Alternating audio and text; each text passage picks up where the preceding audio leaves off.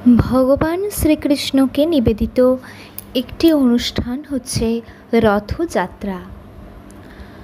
এটি গুন্ডিচা যাত্রা, নবদিনা যাত্রাও বলা হয়ে থাকে। শুক্লপক্ষের দ্বিতীয় ভাগে এই রথযাত্রা অনুষ্ঠিত হয়। 2024 সালে রবিবার 7ই জুলাই রথযাত্রা অনুষ্ঠিত হইবে। প্রত্যেক বছর এই জুন বা জুলাই মাস করেই রথযাত্রাটি হয়ে থাকে জগন্নাথ দেবের। প্রাথমিকভাবে এই রথযাত্রা একীকরণকে, সমতাকে নির্দেশ করে।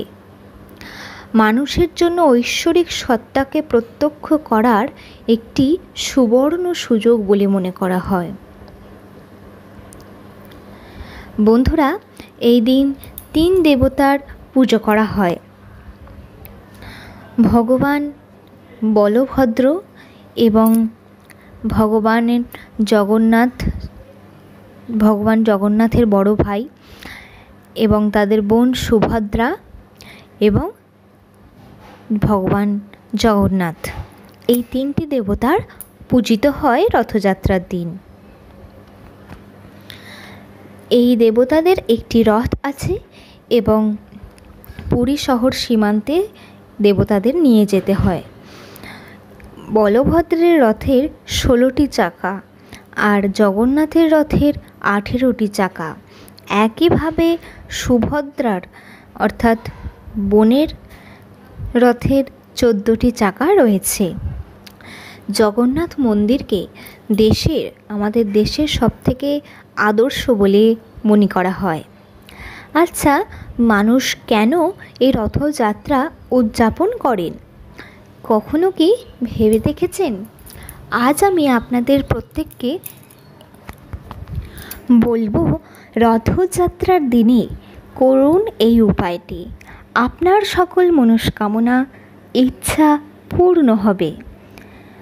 রথযাত্রার নিয়ম পালন করা হয় পুরীতে, উড়িষ্যার একটি প্রধান শহর, আপনারা জানেন। ভক্তরা ভগবান কৃষ্ণ অর্থাৎ শ্রী জগন্নাথ দেবকে এই পুজো অর্পণ করেন। জগন্নাথ মথুরায় যেতে চান, অর্থাৎ তার জন্মস্থান। প্রতি বছর তার ইচ্ছা পূরণ করার জন্য তারা নিষ্ঠার সঙ্গে জন্ম মৃত্যুর পর্যায় থেকে মুক্তি পাওয়া যায়। যে ভক্তরা এই প্রতি বছর তার ইচ্ছা পূরণে তার সঙ্গে থাকেন, অর্থাৎ সাথ দেন, বিশ্বাস করেন, নিষ্ঠার সঙ্গে পালন করেন, সেই ব্যক্তি বা সেই ভক্ত জন্ম মৃত্যুর পর্যায় থেকে মুক্তি পেয়ে যান। ভক্তর জগন্নাথ মন্দির থেকে শ্রীকৃষ্ণ, ভগবান বলভদ্র এবং সুভদ্রার মূর্তি গুন্ডিচা মন্দিরে নিয়ে যান ভক্তরা। প্রতিমাকে রথে প্রথমে স্থাপন করা হয়। পুরোহিতরা স্নান পূর্ণিমা পালন করেন, যেখানে মূর্তিকে জল দিয়ে স্নান করা হয়। 109 বালতি জল ঢালা হয় এবং এই যে কর্ম বা এটা সংস্কৃত শব্দ জগন্নাথ, ইংরেজিতে লর্ড অফ ইউনিভার্স বলা হয়ে থাকে। ভগবান জগন্নাথকে ভগবান বিষ্ণুর অবতার বলে মনে করা হয়। কিংবদন্তি অবস্থায় ভগবান জগন্নাথ 5 গুন্ডা মন্দিরে গিয়েছিলেন মৌসী মন্দিরের মধ্যে দিয়ে, যা ছিল তার মামার বাড়ি। তিনি তার বোন সুভদ্রা এবং বড় ভাই বলরামকে নিয়ে সেখানে যান। তাই এই দিনটি প্রত্যেক বছরই জগন্নাথ রথযাত্রার সাথে পালন করে থাকেন এবং যার সময় ভগবান তার 2 ভাই বোনের 3 জনেরই মূর্তি স্থাপন করা হয়ে থাকে। মনে করা হয় রথযাত্রার দিন কোনো কাজ করলে সেটা খুবই ফলপ্রসূ হয়, কারণ এই যাত্রা অত্যন্ত পবিত্রতম একটি দিন। এই তিথির মাহাত্ম্য অন্যান্য সকল তিথির থেকেই অনেক বেশি। রথযাত্রার দিন বাড়ি থেকে নেগেটিভ এনার্জি দূর করার জন্য এবং পজিটিভ এনার্জি নিয়ে আসার জন্য আপনি কর্পূর নেবেন এবং লবঙ্গ নেবেন, এবং কর্পূর ও লবঙ্গ এই দুটি একসঙ্গে পুড়িয়ে নিয়ে সেই পোড়ার ছাইটা বাড়ির এক কোণে রেখে দেবেন। বন্ধুরা, রথযাত্রার পবিত্রতম দিন অর্থাৎ রবিবার 7ই জুলাই জগন্নাথ, বলরাম এবং সুভদ্রা যদি তিনজনের মূর্তি থাকে বাড়িতে বা ছবি থাকলেও সেই ছবিতে গোলাপ ও তুলসী পাতার মালা নিবেদন করবেন। হ্যাঁ বন্ধুরা, ঠিকই শুনেছেন। তবে চেষ্টা করবেন যেই মালা আপনি অর্পণ করছেন তাদের, সেটি যেন বাজার থেকে কিনে আনা না হয়। আপনি ফুল কিনে আনতে পারেন, পাতা কিনে আনতে পারেন, কিন্তু নিজের হাতে মালাটি তৈরি করে দেবেন। এই ছোট ছোট কাজগুলোই কিন্তু আমাদেরকে দারুণ ফল প্রদান করবে। এই দিন জগন্নাথ দেবের যে কোনো মন্দিরে, আপনার আশেপাশে জগন্নাথ দেবের মন্দিরে গিয়ে আপনি একটি ফল অবশ্যই প্রদান করুন। সকাল সকাল স্নান করে শুদ্ধ বস্ত্র পরে একটা লাল কাপড়ের মধ্যে 7টা লবঙ্গ, 2টো কর্পূর এবং একটা গোলাপ ফুল ও 7টা তুলসী পাতা নিয়ে একটি পুঁটুলি করে তা জগন্নাথ দেবের মন্দিরে অর্পণ করুন।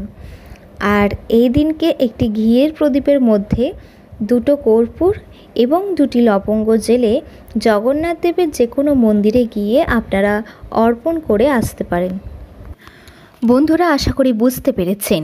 একটি প্রদীপ জ্বালাবেন, কিন্তু সেটি ঘি দিয়ে, এবং তার মধ্যে দিতে হবে 2টি কর্পূর এবং 2টি লবঙ্গ। পরিমাণগুলো কিন্তু ঠিকই রাখবেন, সমপরিমাণ। তারপর সেটি জেলে দেবেন জগন্নাথ দেবের সামনে। যদি আপনার বাড়িতে জগন্নাথ দেবের ছবি বা মূর্তি থেকে থাকে, আপনার বাড়িতেই এই কাজটি করতে পারেন। এতে বাড়ির থেকে সমস্ত বাস্তু দোষ থেকে শুরু করে নেগেটিভিটি দূর হবে। যারা পারবেন, যাদের সামর্থ্য রয়েছে, তারা তাদের নিজেদের সামর্থ্যের মধ্যে থেকে এই দিন 5টা শিশুকে তাদের পছন্দ মতো জিনিস দান করতে পারেন। হ্যাঁ, আপনার বাড়িরও শিশু হতে পারে বা বাইরের। বন্ধুরা, জগন্নাথ দেবের চরণে এটি স্পর্শ করিয়ে রেখে দিন। একটি লাল রঙের কাপড় নেবেন, কাপড়ের টুকরো, যার মধ্যে 5টা কড়ি রাখবেন এবং 5টা লবঙ্গ একসঙ্গে বাঁধবেন। 5টা কড়ি, 5টা লবঙ্গ লাল কাপড়ের টুকরোর মধ্যে বেঁধে পুঁটুলি করে, যদি সম্ভব হয় শ্রী শ্রী জগন্নাথ দেবের চরণ স্পর্শ করিয়ে নিয়ে অবশ্যই আপনি আপনার নিজের টাকা রাখার যে স্থান, আলমারির যেখানে টাকা রাখেন সেখানে রেখে দিন। হ্যাঁ, আর যদি রাখতে পারেন, দেখবেন আর কোনো দিনও টাকা আর সেখান থেকে শেষ হচ্ছে না, টাকা বেরিয়েই যাচ্ছে। একেবারে ঠিকই বলছি। যদি বিশ্বাস না হয়, একটিবার আপনারা নিষ্ঠা ভরে পালন করে দেখুন এই কাজগুলি, অবশ্যই ফলপ্রদায়ক হবে আপনার জন্য, যদি মন থেকে আপনারা মানেন। জয় শ্রী প্রভু জগন্নাথের জয়। সুপ্রিয় দর্শক বন্ধুরা, এই পর্যন্তই। ভালো থাকবেন।